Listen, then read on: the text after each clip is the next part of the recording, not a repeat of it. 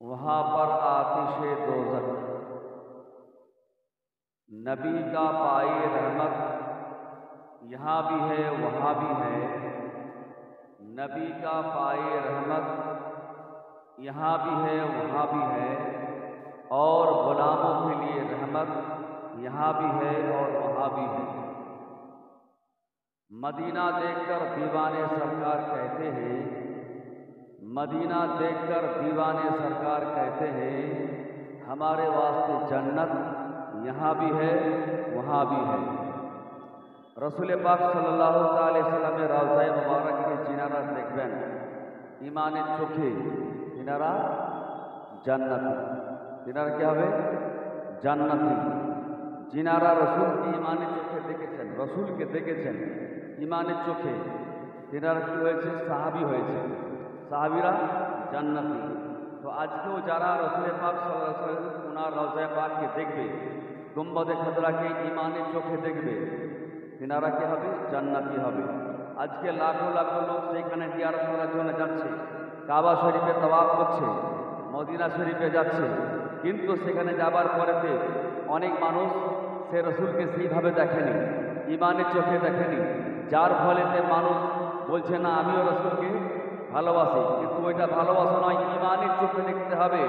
রসুলকে রসুল বলে ভালোবাসতে হবে, নবীকে নবী বলে ভালোবাসতে হবে। নবীর শান এমন আছে, সেই শানকে আমাকে জানতে হবে, সেই শান অনুযায়ী ওনাকে সেইভাবে মহব্বত করতে হবে। তো ইনশাআল্লাহ তবে সে কামিয়াব হতে পারবে, তা না হলে সে জান্নাতি হতে পারবে না। তাই কি বলছে?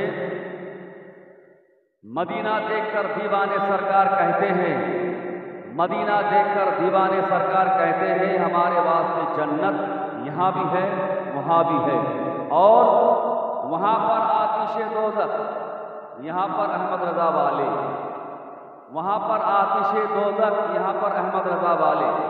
इमाम अहमद रज़ा फाजली बरेलवी आलैहि रहमा উনি ভারতবর্ষে এসেছেন, আসার পরেতে প্রত্যেকটা মানুষকে শিখিয়ে দিয়েছেন কিভাবে রসুলকে ভালোবাসতে হবে, কেমনভাবে রসুলকে ভালোবাসতে হবে, কিভাবে ভালোবাসলে রসুল খুশি হবেন, কিভাবে রসুলকে ভালোবাসলে আল্লাহ রাজি হবে।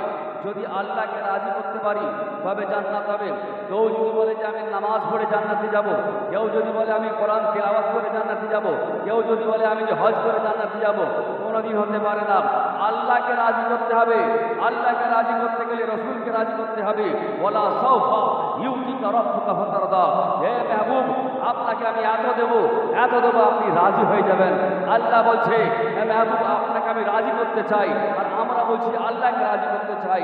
अल्लाह बोलছে মাইয়াত রসুল ফকাত আল্লাহ, जिसने रसूल की आतात की गोया के वो अल्लाह की आतात की।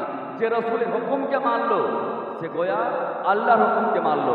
তাহলে আল্লাহ রসুলকে আগে রাজি করতে হবে, না হবে রসুলকে রাজি না করলে আপনার নামাজ হবে না, আপনার রোজা হবে না, আপনার কোরআন তেলাওয়াত ঠিক হবে না। কারণ কোরআন শরীফে তো নামাজের কথা বলা আছে, নামাজের তরিকা দিয়ে আছে, নামাজের নিয়ম দিয়ে আছে, নামাজের প্রত্যেকটা ওয়াজিবাত দিয়ে আছে? নেই। নামাজে আপনি খুঁজে পাবেন না। আপনাকে কোথায় আসতে হবে? রসুলের দরবারে আসতে হবে। ইয়া রাসূলুল্লাহ হাবিবাল্লাহ, কোরআন পড়লাম, কোরআনে আল্লাহ বলছেন নামাজ হবে, নামাজ পড়ো, নামাজ পড়ো, কিন্তু আমি নামাজ জানি না, নামাজ কাকে বলে তা বুঝি না, কেমন করে নামাজ পড়বো, কিভাবে নামাজ পড়বো, কিভাবে নামাজ পড়লে আল্লাহ রাজি হবে তা জানি না, কিন্তু নামাজ পড়তে আমাকে আল্লাহ বলছে। তখন বলছে আমার রসুল বলছেন যে শোনো, আল্লাহ যদি কোরআনে নামাজের সব কথা লিখে দেয় তাহলে তোমরা আমার কাছে আসবে না, কিন্তু আমার আল্লাহ বলছে আমার রসুলের কাছে যেতে হবে, রসুলের কাছে যেতে হবে। একটা নামাজ শিখতে গেলেও রসুলের কাছে যেতে হবে, কোরআন শিখতে গেলেও রসুলের কাছে যেতে হবে, রোজা আনতে গেলেও রসুলের কাছে পৌঁছাতে হবে। যেমনভাবে আমার রসুল বলেছেন, যেমনভাবে আমার রসুল দেখিয়েছেন সেইভাবে নামাজ পড়তে হবে, তা না হলে আপনার নামাজ হবে না।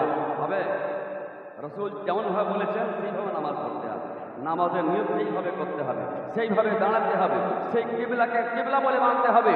যদি আমরা কাবা শরীফ বাদ দিয়ে অন্য কাউকে আমি মানে মুখ দিকে মানে ধরুন পশ্চিমে কাবা শরীফ, আপনি পূর্ব দিকে নামাজ পড়েন, হবে? হবে না। তাহলে বুঝে গেল রসুল যেটা আমাদেরকে দিয়েছেন রসুলকে সেইভাবে আমাকে মানতে হবে, তবে আল্লাহকে মানা হবে। রসুলকে না মানলে আল্লাহকে মানা হবে না। যাই হোক, কথা অনেক আছে। আমি বলছিলাম যে খুতবার সাথে সাথে একটি কোরআন শরীফের ছোট্ট করে আয়াতে কারিমা পাঠ করেছি। বিশ্ব জাহান যা কিছু রয়েছে সব রসুলের জন্য, রসুলের জন্যে। রসুল না হলে কিছু হতো না, এটা আমাদেরকে মানতে হবে। যদি না মানি আমাদের এটা ভুল ধারণা। কারণ আল্লাহ তাআলা তার মাকসাদ আছে, কেন তৈরি করেছি, কী জন্য তৈরি করেছে, একটা মাকসাদ রয়েছে। যাই হোক, এই নাতে পাক অনেক বড় আছে, আমি আর বেশি বাড়াবো না। আমি তোর সাথে কথা বলবো যে আয়াতে কারিমা পাঠ করেছি, মিনহা খালাকনাকুম।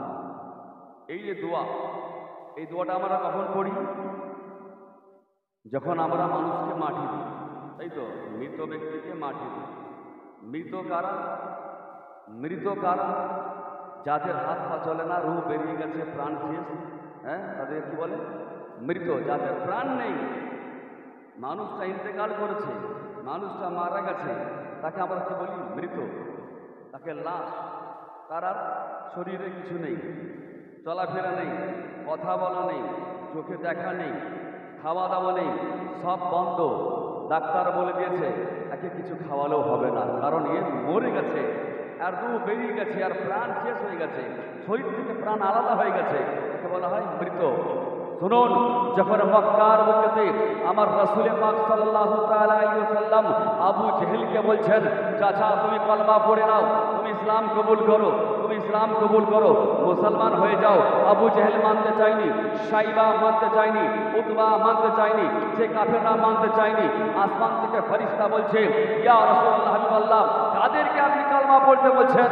যারা কলমা কি করে পড়বে? এরা তো মৃত, এদেরকে মানে কোনদিন জীবিত ভাববেন না, এরা মৃত। ইসলাম বলছে মৃত কিভাবে? একটা মানুষ চলাফেরা করছে, একটা মানুষ খাওয়া দাওয়া করছে, তারপরও মৃত। আর মানে আর ব্যাপারটা কি? ইসলাম কেন মিথ্যা বলছে? ওই কারবালার প্রান্তরে হযরতে আলী আসগরের হালকমে যখন তীর লাগলো, ওনার রূপ পরবাস হয়ে গেল, চোখ বন্ধ, নিঃশ্বাস বন্ধ, সবাই বলছে শহীদ হয়ে গেছে, মারা গেছে। হযরতে ইমামে আলী আকবর উনি শহীদ হলেন, হযরতে আব্বাস আলমবরদার শহীদ হলেন, হযরতে ইমামে হোসেন ওনার কারবার থেকে মানে মাথাকে আলাদা করে দেওয়া হলো, বলছে শহীদ হয়ে গেছে, বলছে মারা গেছে, আজকে বলছে মারা গেছে। কোরআন বলছে না না, মারা যায়নি। ওয়ালা তাকুলু লিমাইয়ুকতালু ফি সাবিলিল্লাহি আমওয়াত। খবরদার ওদেরকে মৃত বলো না, যারা আল্লাহর রাস্তায় প্রাণকে বিসর্জন দিয়ে দিয়েছে, যারা আল্লাহর রাস্তায় প্রাণকে কুরবানি করেছে, ওরা মৃত নয়, ওরা জীবিত। তোমরা সেটা জানো না, তাহলে চিন্তা করুন, ওদের মানে কোম্পানি গার্দান থেকে মাথা কাটা সত্ত্বেও তাদেরকে কি বলছে? ইমাম হোসেনকে জীবিত বলা হচ্ছে, কোরআন বলছে জীবিত। আবু জেহেল মক্কার মধ্যে চলাফেরা করছে, তাকে বলছে মৃত। আর মানেটা কি হলো? মানে এটাই, যার দিলের মধ্যে, যার সিনার মধ্যে রাসূলের পাক সাল্লাল্লাহু আলাইহি ওয়াসাল্লামের মহব্বত থাকবে তাকে জীবিত বলা হবে, যার মধ্যে রাসূলের মহব্বত নেই তাকে মৃত বলা হবে। এটা ইসলাম বলছে, আমি নয়। কে বলছে? ইসলাম বলছে, কোরআন বলছে, এটা আমাকে শিখতে হবে, জানতে হবে।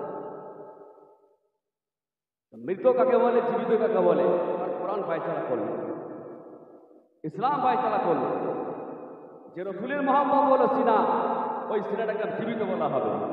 আর যার মধ্যে রাসূলের মহব্বত নেই তাকে ইসলাম বলছে মৃত।